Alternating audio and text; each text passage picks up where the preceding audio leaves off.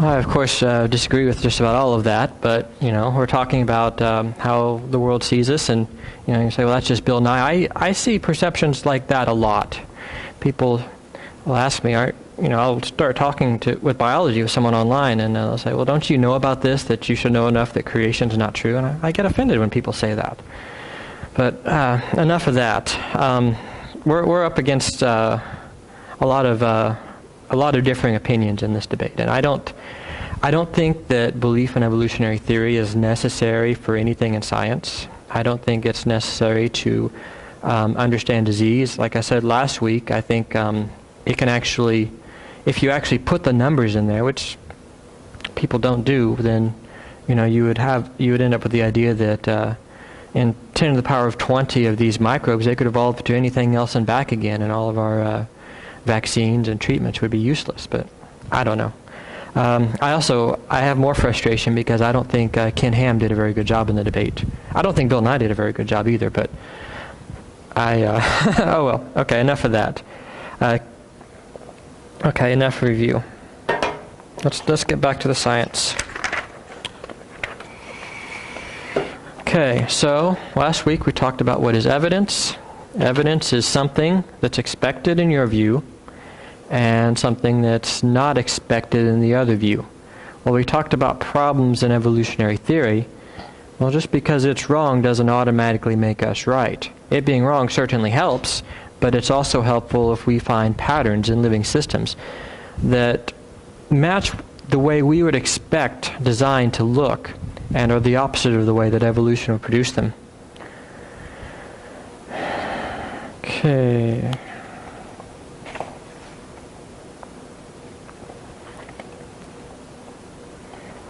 Okay, so in this class I want to go through 3 of those patterns. The first pattern is junk DNA. Evolution, if it was making all the DNA in an organism, it would have lots of leftovers, lots of scraps. And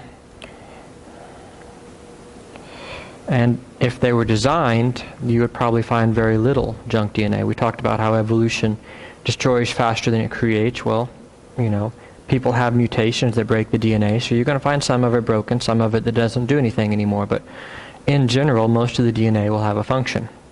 The second pattern will be the tree of life. If everything on Earth evolved from a common ancestor, from a cell to the fish, to the amphibians, to reptiles, to birds, to mammals, you should be able to look at the DNA and build a family tree out of that. Just like we do with people today, the DNA test. They'll test your DNA and find DNA at a crime scene, and they can say, well, it's either this person or maybe their brother that did it, based on the DNA, and probably down to the individual person in some cases. Well, not quite, but third pattern, and I'm going to go into these in more detail, is genetic redundancy. Different genes performing the same job and serving as backups as one another. That's expected under design. Under evolution, that's not expected. I'm going to go into why. Not yet. There's more patterns than just these 3 that we can find in living systems that look like they were designed, but these are the ones I've at least looked into a little bit. So I'm not quite ready to talk about the others. So let's talk about junk DNA. Evolutionary theory predicts that anything that has billions of letters of DNA, most of it will be junk. That includes reptiles, birds, mammals, amphibians, and some other groups of animals. We're mammals. We have billions of letters of DNA, so that's us in that group. And turns out we study human DNA just about more than any other DNA, because studying human DNA helps us find what causes diseases and how to fix them. So you'll find most, or a lot of the relevant studies of DNA dealing with humans.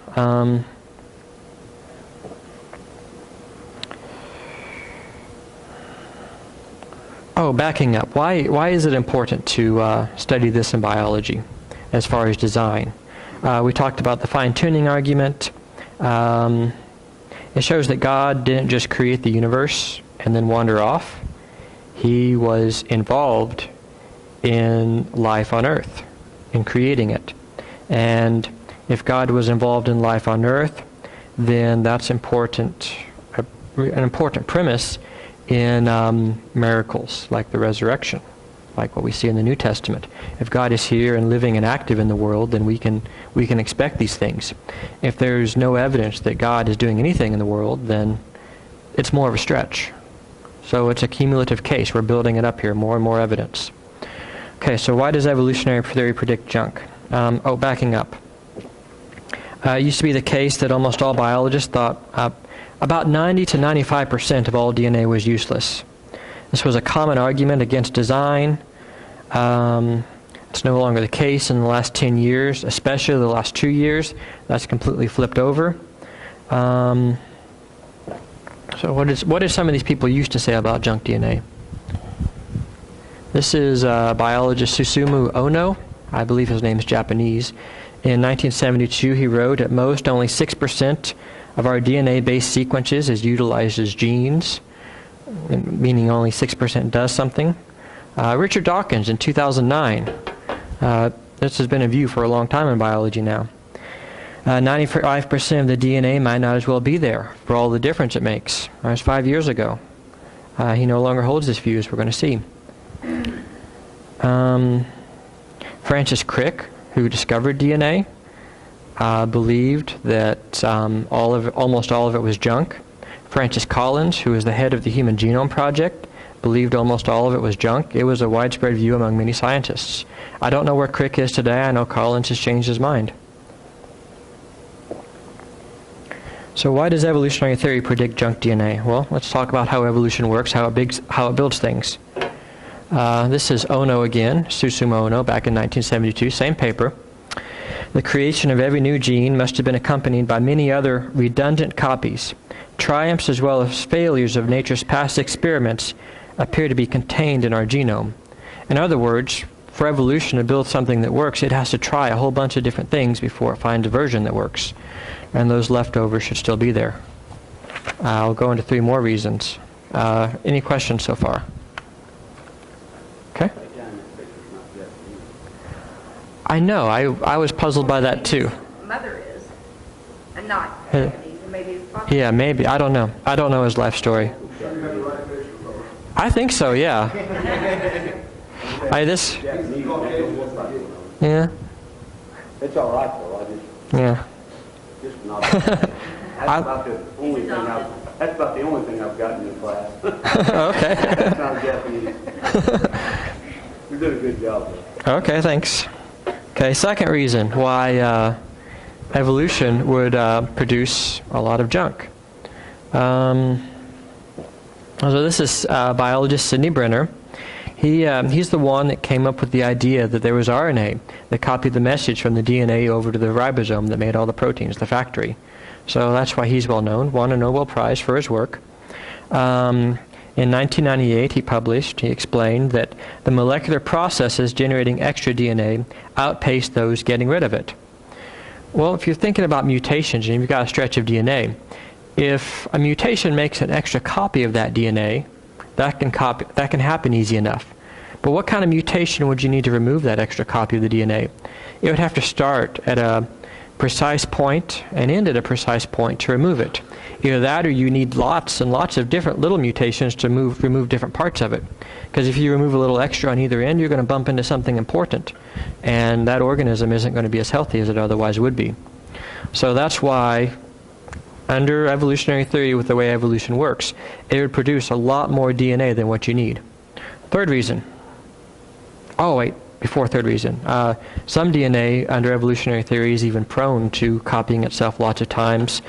And the idea is that there's even competition between DNA that copies itself lots and it outcompetes the DNA that doesn't copy itself as much. Natural selection on the level of DNA itself. That's called selfish gene theory. It was popular for a few decades. It's kind of going out of style now. I don't know how much truth there is into it. Haven't looked into it, but that would be another reason under evolution you'd get a lot more DNA that doesn't do anything, or at least doesn't help the organism in any way.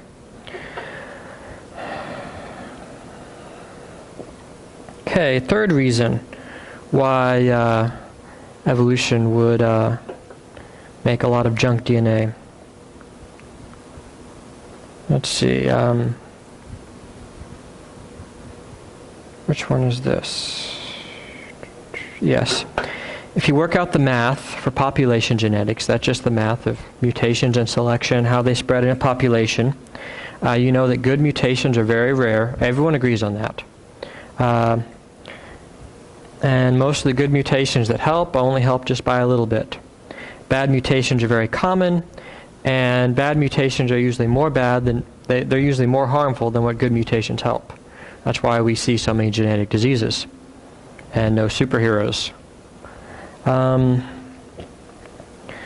So each person gets multiple bad mutations, and if you have 3 bad mutations, your brother has 2 bad mutations, and your sister has 4 bad mutations, then natural selection is just going to pick the person that has the fewest bad mutations every time. If there's a good mutation that helps, say that sister with, or say you that only has 2 bad mutations, you're the best one. I'm sorry. Back up. Say that sister with 4 bad mutations. Say she also has a good mutation that helps by a little bit. Well, natural selection's still not going to pick her as the most fit, because the bad outcompetes the good, and natural selection can't effectively choose the good mutations. So even if they come about, they don't outcompete the bad because of that. A few months ago, I was talking to a biochemist online who he's very popular in the junk DNA debate, and he still holds he still holds the view that most of the DNA is junk, and he's very well versed in population genetics. And I asked him on his blog, well, if all these bad mutations are arising and selection picks out the worst of them, about what % of mutations? How did I say that? He told me that according to numbers commonly accepted by the population geneticists in involving primates, that would include humans, on average, only about 1 in 10,000 of them that mutations that stick around are good mutations, and the rest would have to be affecting DNA that doesn't do anything. So that's a very shocking number. Of course, if only 1 out of 10,000 mutations that stick around do something good and the rest are just noise, then most of the mutations sticking around are noise, and therefore most DNA is noise, if that makes sense. So if you go back in time under evolutionary theory 200 million years ago, there would be a mammal that everything else evolved from, all the other mammals evolved from, and it would all mammals we see today share about 5% of their DNA with each other. So that 5% of the DNA would be in this mammal. And if you start with that, and you have all these millions of years of neutral evolution where it can't really add more good mutations to that, or if it does, it only does it 1 out of 10,000 times, then 95% of DNA would be junk. It would be useless just because evolution couldn't build on top of that, which matches what we see in the microbes. And that's why we get to Dan Grauer, who's on the screen here. He is a somewhat well-known evolutionary biologist, another one who still argues for junk DNA. And he writes, there's a misconception among functional and genomicists, biologists, that the evolutionary process can make a genome that's mostly functional. So they agree. And because they realize this, they argue that it has to be junk. Okay, and we're going to go into some reasons why it's not here in a minute. Any questions so far? Okay. Basically what you're saying is in order to... if evolution is true, then most DNA... There has to be a lot of junk. Yes. Okay.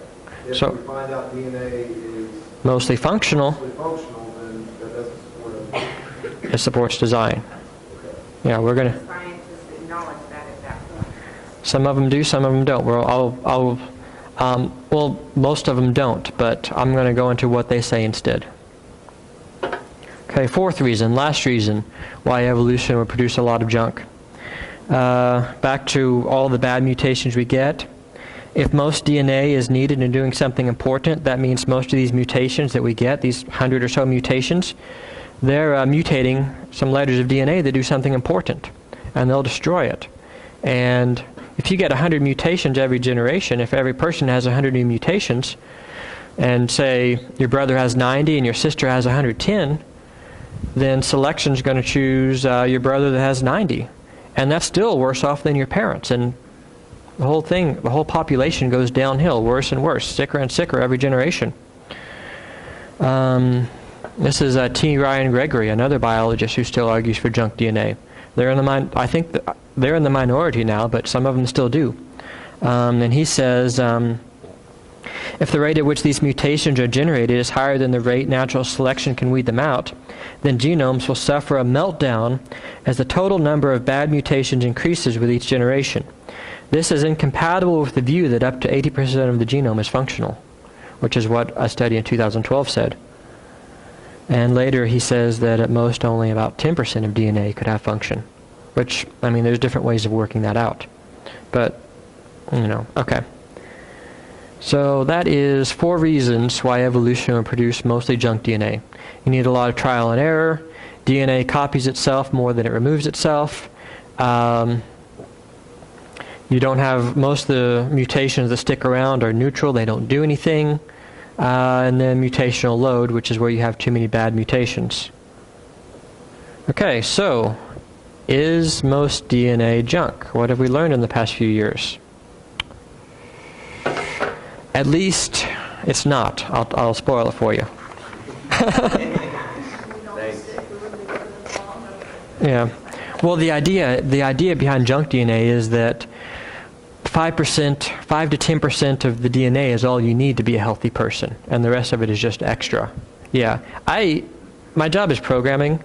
I write software every day. We have altogether about 3 billion letters of code that makes our genes, or all of us, and all the instructions for, hundreds of different cell types and everything we can do. And I'm somewhat fascinated that it can all be done in so little. Talk about Windows 7. I think it's about, 20 gigabytes, 20 billion bytes of data, which is several times more than the amount of information that makes us. And Windows 7 is okay, I guess. But it's not composing music and making pictures and launching satellites in orbit, or really thinking or reproducing or repairing itself that much.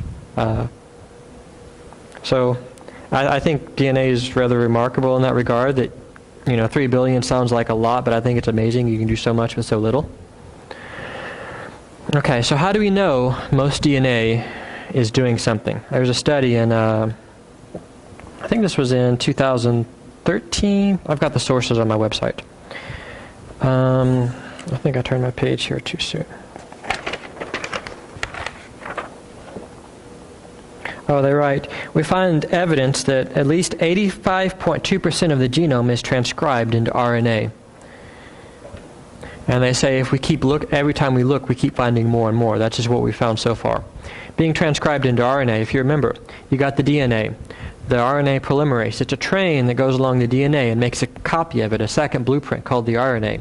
And the RNA, it either goes off in the cell and does something by itself, or some of it, a smaller amount of it, goes to the ribosome, which is a factory that turns it into a protein, which is a different type of machine in the cell. So they found that more than 85% of the DNA is turned into RNA. That looks like it's doing something. Let's continue.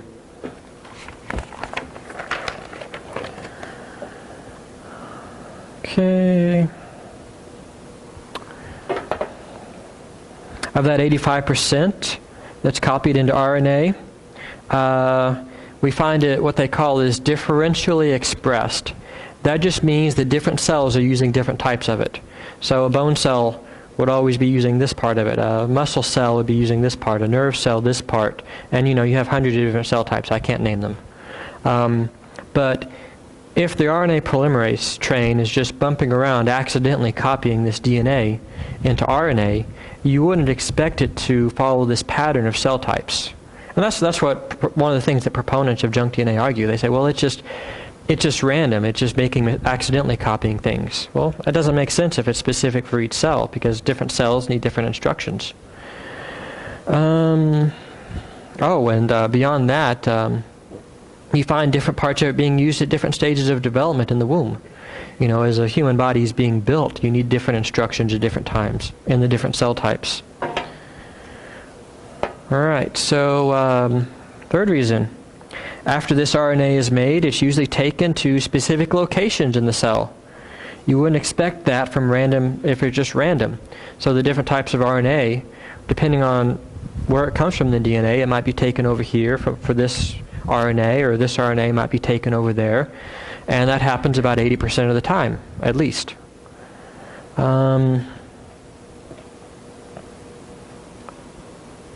Much of the RNA hasn't been tested yet, but every time they take a little random sample of RNA and they test it to figure out what it does, they find out that it does have function, that it is doing something. And while there's still most of it that hasn't been explored, they write that,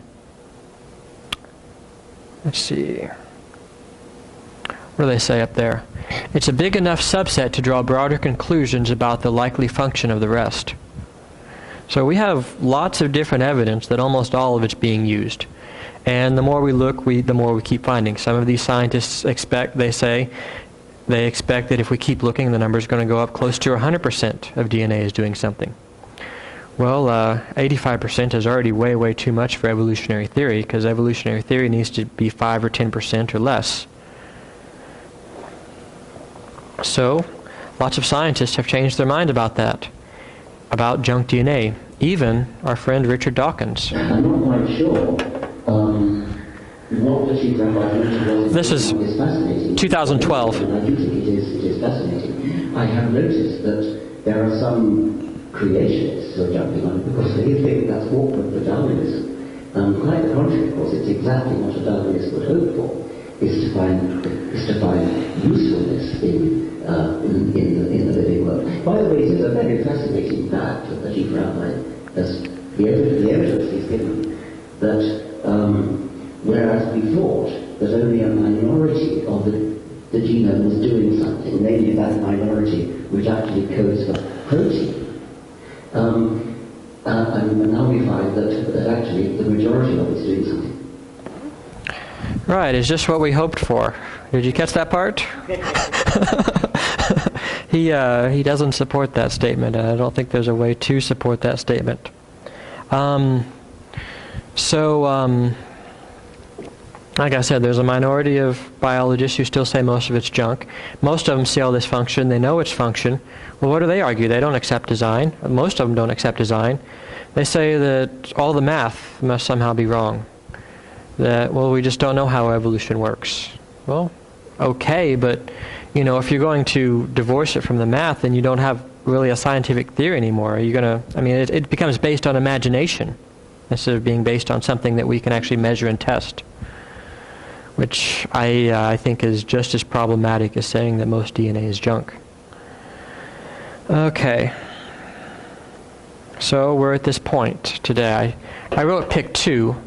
So yeah, you can pick 2 from this list. Genomes are mostly functional. You can either pick that one.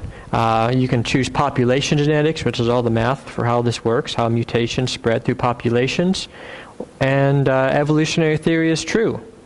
So pick your 2. I picked the first 2. I reject the third.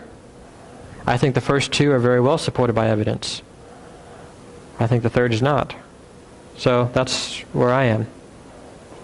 And all this time, proponent, this is P.Z. Myers, he's not a proponent of design. And I keep talking about design. Intelligent design is the idea that someone very smart must have made, or at least helped make, the DNA, cells, and living things. Of course, why would an intelligent design make genomes that are mostly junk? Even our critics agree that it wouldn't make sense for an intelligent designer like God to fill our genomes full of junk. And he says this rather snidely.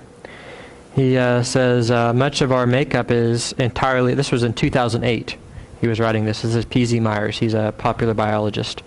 Much of our makeup is entirely by accident, and evolutionary theory is a story of filtered accidents. Creationists don't like that, but don't pander to their beliefs. Go for the gusto and ask them what their God was thinking when he loaded up your genome with the molecular equivalent of styrofoam packing peanuts. Well, he said that a little too soon, didn't he? We now know that's not the case. So even our critics recognize that there's this difference between how evolution would produce DNA and how design would produce DNA. So, all this time, okay.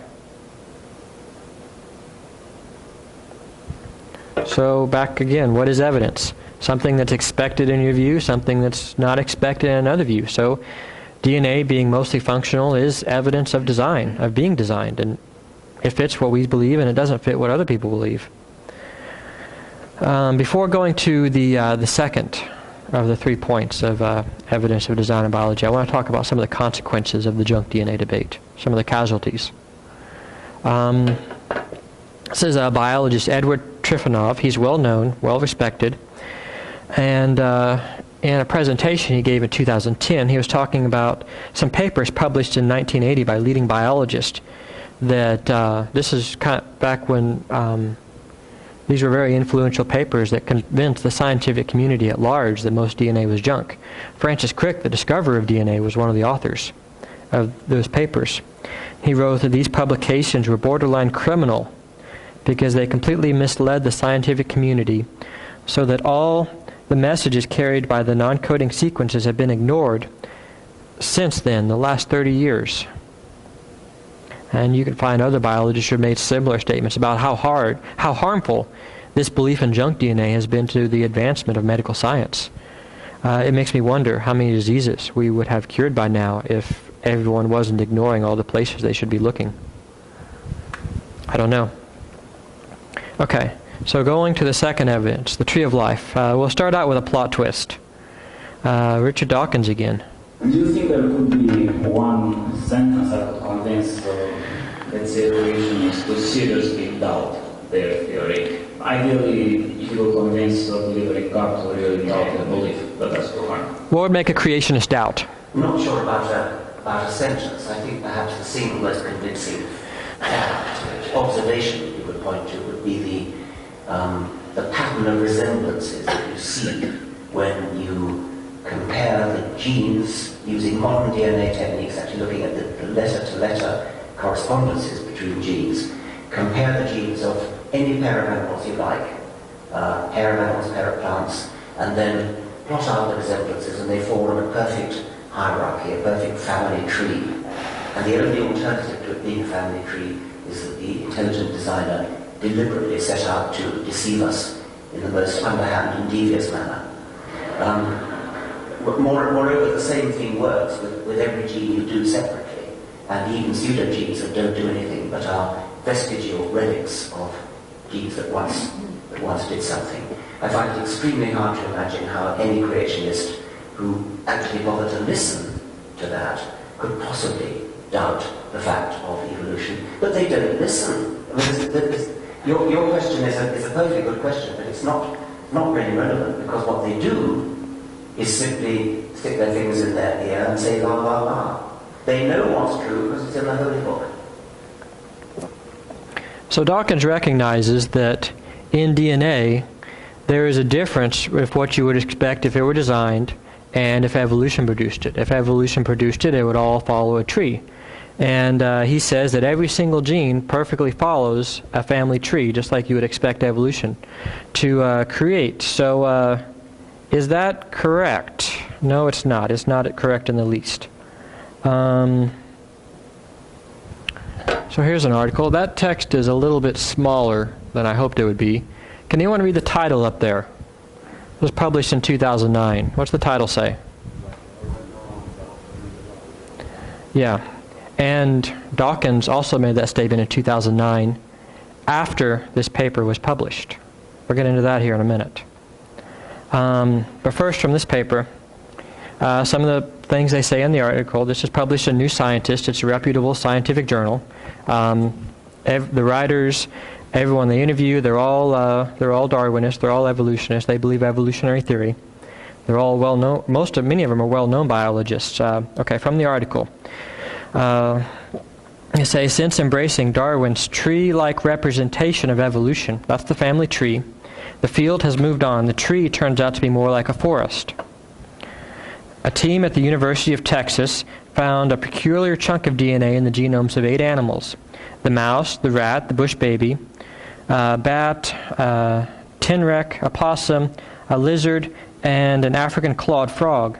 They found it in those 8 animals, but not in 25 others, including humans, elephants, chickens, and fish. So it's not where it's supposed to be along a tree. It's just distributed randomly among the animals. One biologist, Michael Sylvan, recently compared 2,000 genes that are in humans, frogs, sea squirts, sea urchins, fruit flies, and worms. He should have been able to use those genes to build an evolutionary tree showing the relationships between the 6 animals. He failed. The problem was that different genes told contradicting evolutionary stories.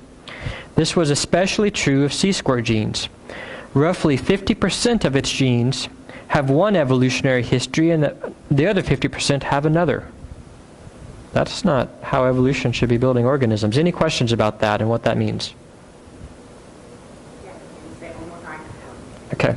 With the sea squirt, I was saying if you look at the sea squirt genes, half of the genes look like it came from one family tree, and half of it looked like it came from a different family tree.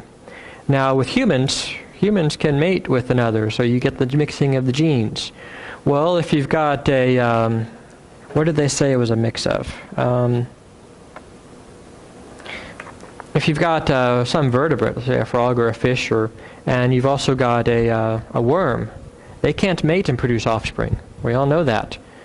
We're going to get into some of the explanations for this in a minute, but so far, it is not a family tree as far as who has what DNA. It's all a mishmash. So what's Dawkins say about this article?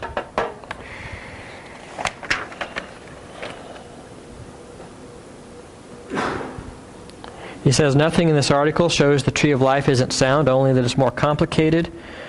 The accompanying editorial makes it clear that basically saying you're giving evidence to creationists and you shouldn't be doing that. And the school boards are going to use this against evolution. How dare you? If you can't tell, that's what people sound like when they're arguing and they're wrong. I used to give Richard Dawkins the benefit of the doubt when it comes to things like this. I just assumed that he'd been more involved in atheism. He hadn't kept up with the latest biology. But if you remember, in his interview, which was after this paper was published, he said every single piece of DNA followed a family tree. Every single one, whether you do it as a whole or every individual one. And I can't figure out why he would say that unless he was lying. Yeah, this is... Okay. The article came first. Then the interview. Then this. And then the... That's the only interpretation I can get from it.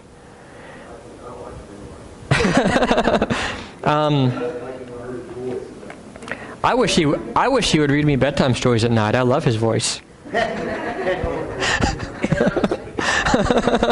It does make a good story. What'd you say, Jeremy? It sounds like a little English minute. Okay. This is not an accusation I make lightly. When I quote the other scientists I think they're completely honest. I don't think they're deliberately deceiving. I think that I disagree with them, but I think they're honest and well-meaning. And that includes everyone else I cite in this presentation besides Richard Dawkins. Because of statements like these, Richard Dawkins is starting to lose credibility among biologists. He's starting to lose credibility among the more academic atheists. He still has an incredible influence among everyone else, though, especially young people who read his books. So I think it's very important to point these things out. Okay, so how mixed up is the DNA? Let's do a chart. That's also smaller than what I thought it would be, but I copied it from a paper. This was from a paper published in 2006. It's so mixed up you often can't tell what evolved from what. In this paper, in each row, you have different competing family trees. And in the rows below, you have percentages below each tree, showing the percentage of genes that support each tree. So, okay, in the top tree, you've got humans, chimps, and gorillas. You can't quite read the top on there. So 55% of the genes support that humans and chimps are first cousins, and the gorilla is the second cousin. 18% of genes support that humans and gorillas are first cousins, and the chimp is the second cousin. And 20% of the genes support that the chimps and the gorilla are first cousins, and the human is the second cousin. So let's keep going here. In the second row, you see elephants, sea cows, and the hyrax, which is a little furry mammal. Looks kind of like a rodent. Again, 5% of the genes put the elephant and the sea cow, Sirenian, closest together. 30% of the genes, at least among one test, you can see there's different ways of comparing them, and each one gives different numbers. The third row is tetrapods, a coelacanth, and a lungfish. Tetrapod means anything with 4 arms and 4 legs. Amphibians, reptiles, birds, mammals. So of that group, 36% of them put them closest to the coelacanth fish. 27% put them closest to the lungfish, a different type of fish. And 34% put the coelacanth and the lungfish together, and the tetrapods, well, that's us, as the outgroup, the second cousin. And you further down at the bottom, you've got chordates. That means basically just about anything that has a nerve running down its back, like a fish, reptiles, amphibians, bird, mammals. And then you've got arthropods, that's the bugs, nematodes, that's the worms. And you can see if you're trying to figure out of those groups which one originally evolved from which other group, you can put it together in different ways again. Along the top row, we've got 35%, 8%, and 22%. So what do? They take the 35%. This is how it evolved. Well, lots of genes are telling different stories here. Okay, let's keep going. You can build trees like this from any type of data, from computer algorithms that are designed to do so. So just because you can make competing trees doesn't mean there's any tree to begin with. You can put it all together randomly and still get these conflicts. The paper's author, this was published in 2006, wrote that the observed patterns in Figure 2, that's on the screen, give cause for concern that the extent of homoplasy, that means everything being mixed up, is much greater than expected under widely accepted models of sequence evolution. That means they didn't expect to find it as such a mess. Okay, so how is all of this mishmash explained under evolution? There's 3 ways. One of them I think is a valid way, and it can only explain a few cases. 2 of them I don't think are valid, and they're used to explain a lot of cases. Okay. Before I go on, any questions? Yeah. The DNA that was being compared to come up with that chart? Yeah. Was it using 100% of the DNA or just the DNA that they count for? They were using the DNA that thought only some of I think it was like 80 genes, 100 genes. Altogether there's 20,000 genes in the human genome about. And the genes only make up about 2% of all the DNA. Well, I'm sorry, I take that back. Gene has multiple definitions. They were comparing 80 genes that make proteins. And so it was less than 1% of the DNA they were comparing. Because in 2006, they didn't have enough DNA from these animals yet. We're still what they call sequencing DNA, where they take the DNA, they read all the letters from it, they put it in a computer. Most organisms we haven't sequenced all the DNA from. We've sequenced it from a few thousand by now. In 2006, we hadn't sequenced nearly as many. But those studies were, let me go back to that slide. Maybe it shows on there. Okay, yeah, they have the numbers there. So in the top row, the 55%, 54 genes support that tree, 18 support the second one, and then 20 support the third one in the first row up there. So they were looking at about 100 genes. So whenever they put more into it, those numbers are changed. They're still about the same. I've read more recent studies. I think when they did the whole genome of humans, chimps, and gorillas, it was about 30% that did not put humans and chimps closest together. It was something like that. 30% of it had a contradicting story than what it should have been. So pretty close, a little bit less, but pretty close to what's on the screen. Because that would be what, 38%? And I included this because I thought it was one of the nicer diagrams, even though it was a little bit older. Okay, explanations. So how is this explained under evolutionary theory? The first explanation is incomplete lineage sorting. That means that all these species just split apart around the same time. You got humans, chimps, and gorillas. Instead of being a tree where gorillas split off first and then millions of years later humans and chimps split apart, you would just have all of them kind of going apart at the same time and each group taking the different genes with them. I actually think that's a valid explanation. I think that can work. That can only explain closely related groups. So some of these other cases where, one animal has a gene from something completely unrelated to it, that can't explain that because they wouldn't have all split off from the same ancestor close together around the same time. Second explanation is convergence. They just happen to evolve the same way. Well, we have a very difficult time explaining how it could evolve even once. Getting it to do it twice and having the same random mutations come up and selection picking them and all of it happening the same way the same times is a lot harder to believe. So I don't think convergence, or what they call convergent evolution, is a good explanation or really can explain why things are a mishmash. The third explanation is horizontal gene transfer. Basically, there's a virus.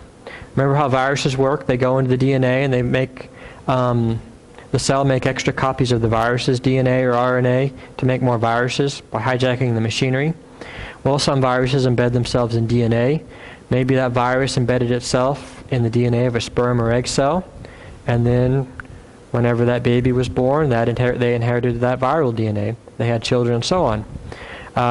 Every now and then, a virus might accidentally pick up some DNA from something it infects, go to some different animal, and then embed that DNA in the sperm or egg cell, and then that's inherited. Well, that's kind of difficult.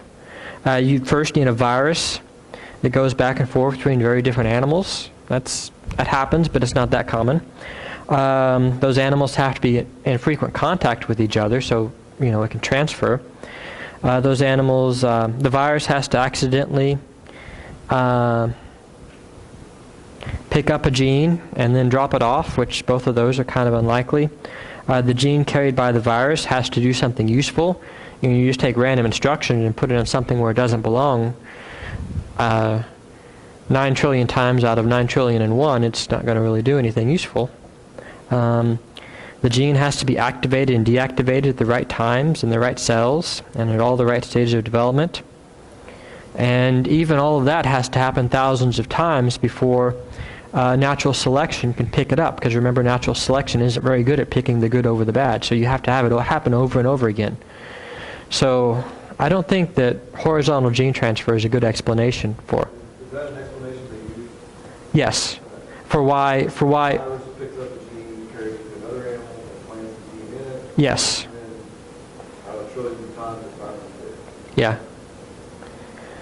And I haven't run the numbers behind this, but I find it difficult to believe that, this doesn't just have to happen once, it has to happen over and over again to explain, a large percentage of the genes being from something else. Has that ever been observed happening? I don't know.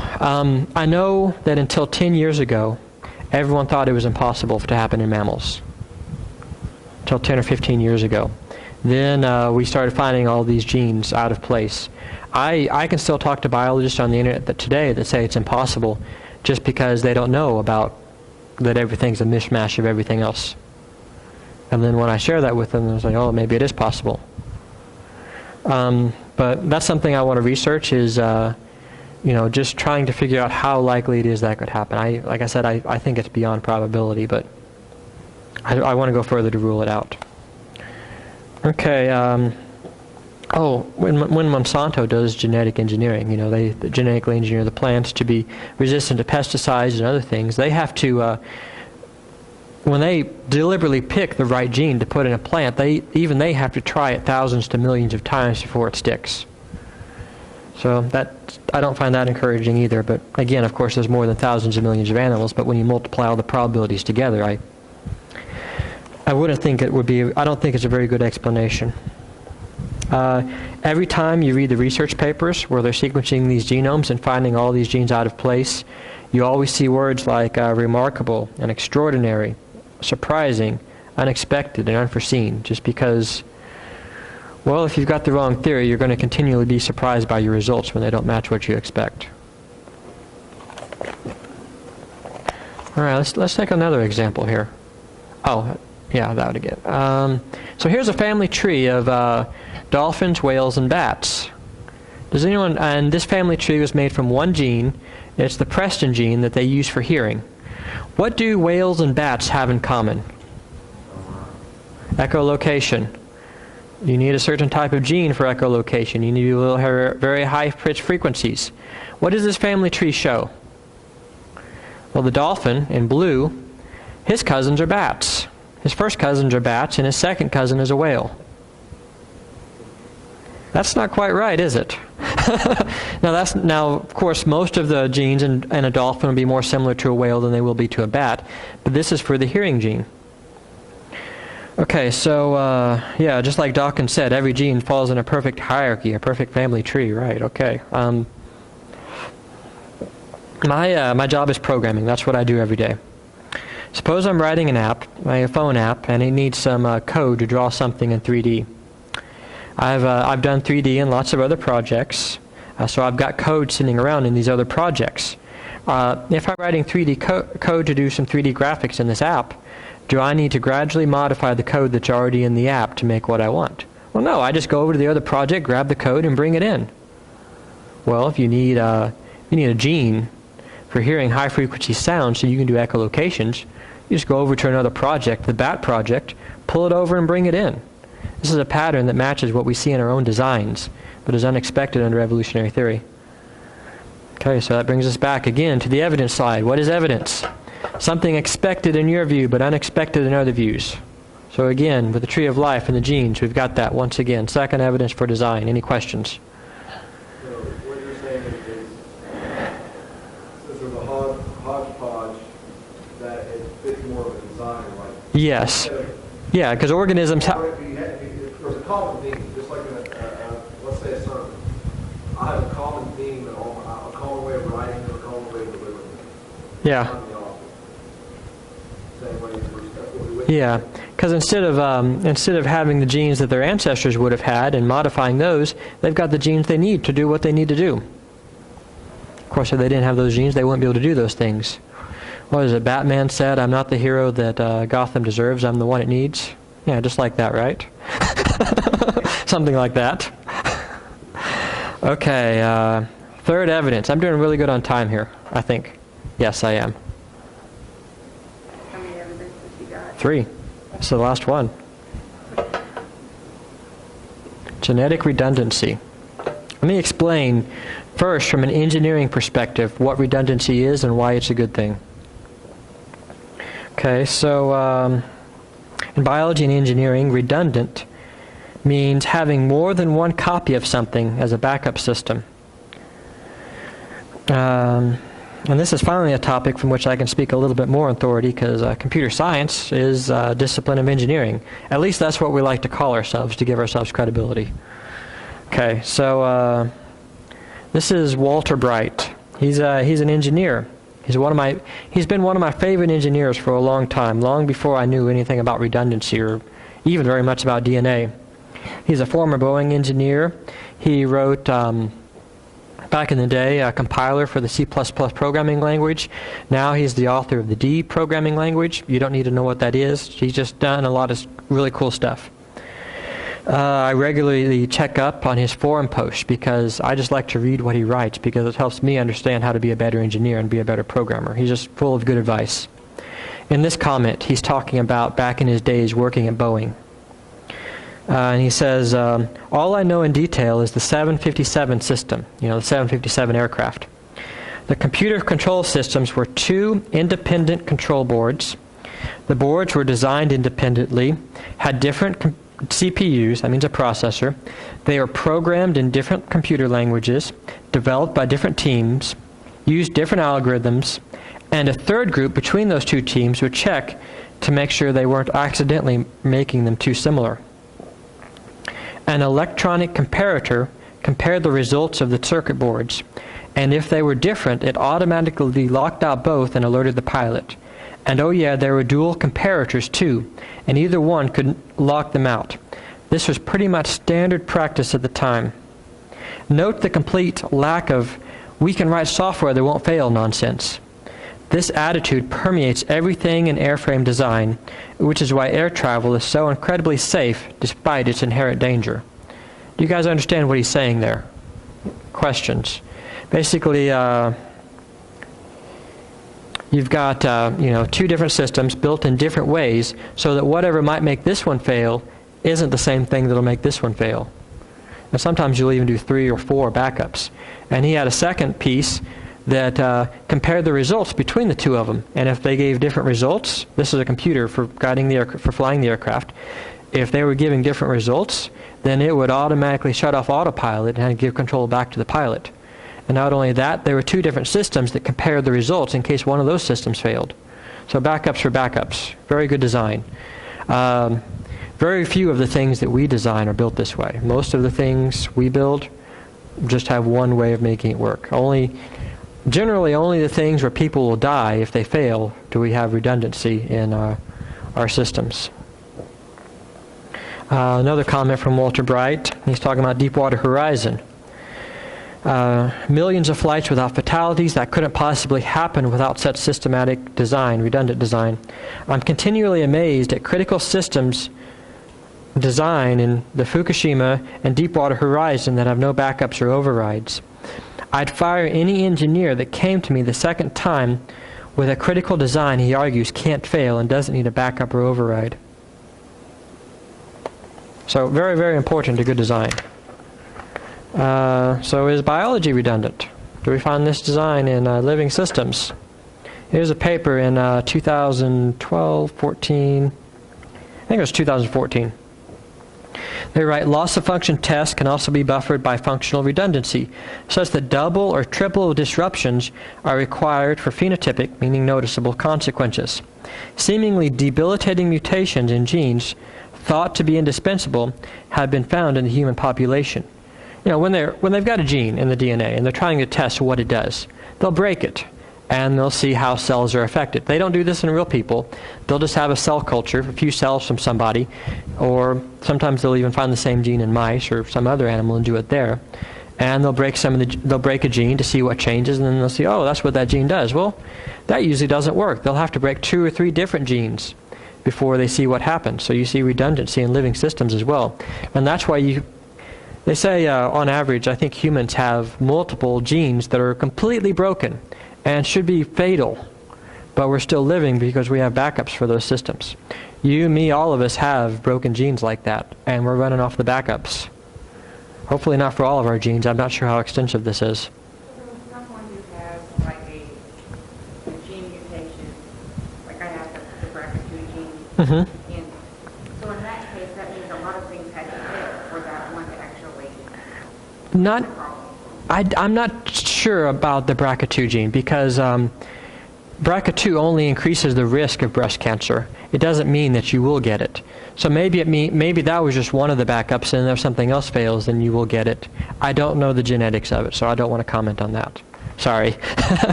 I would think that if it had failed completely, that everyone with that variant would be getting breast cancer. I guess. I don't know the genetics of it.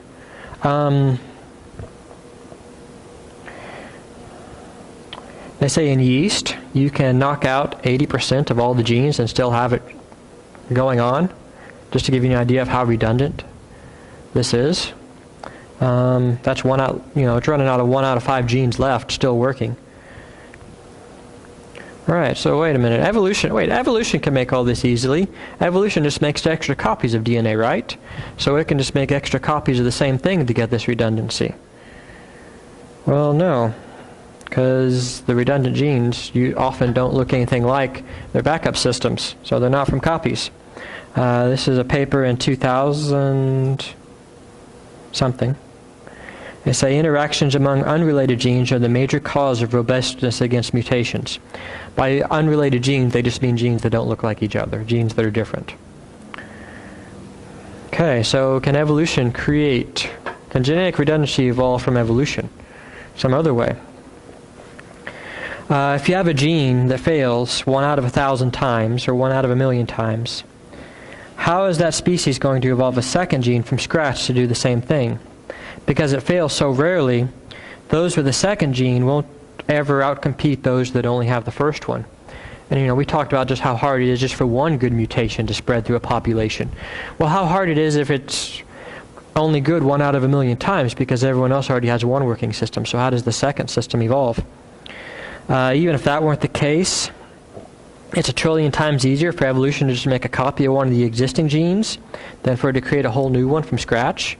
We talked about genes making proteins, and 1 out of 10 to the power of 64 sequences of the amino acid Lego bricks making a protein that works. 1 out of 10 to the power of 77. The Earth has 10 to the power of 50 atoms, just to give you an idea of how big that is. Finally, suppose your species already has lots of redundant genes. If a mutation destroys one of the backup systems, that person's still going to be just as successful in most cases, and have just as many kids as the person who still has both their backups. So natural selection can't even prevent evolution from wrecking these genes. Now, you mentioned BRCA2. In some cases, one gene might be doing 90% of the work and the backup might be doing 10% of the work. In a lot of the cases, you'll have one gene that does it and the second one doesn't even kick in until the first one fails. So BRCA2 might not necessarily be the case of the redundancy I'm talking about. I'm not sure. Or the BRCA2 variant, or however it's classified. And if evolution can't even keep it around, it can't create it. If it can't maintain it, it can't create it. Because the minimum it has to do is keep you steady instead of going downhill. We're trying to get evolution to go up, and it's not going up. Any questions? Okay, the evidence slide again. What is evidence? Something expected in your view, but unexpected in other views. Genetic redundancy is expected under very good design. It's not expected under evolution. So this is evidence that biology is designed. God didn't just create the universe and wander off and forget about it. He has been involved in the history of the earth, making animals, plants, everything, I think. I don't know if he everything. I was going to say I don't know about some of the things like malaria and things that infect us. I'm not sure about that. But at least the majority of biology is created by God. Okay, so in review. 3 patterns of design in biology.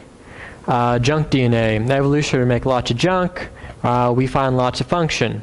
The tree of life. Evolution would make genes that follow a family tree. We find genes in organisms according to what they need, not based on what's in their ancestors. And genetic redundancy. Different genes performing the same job, serving as backups to one another.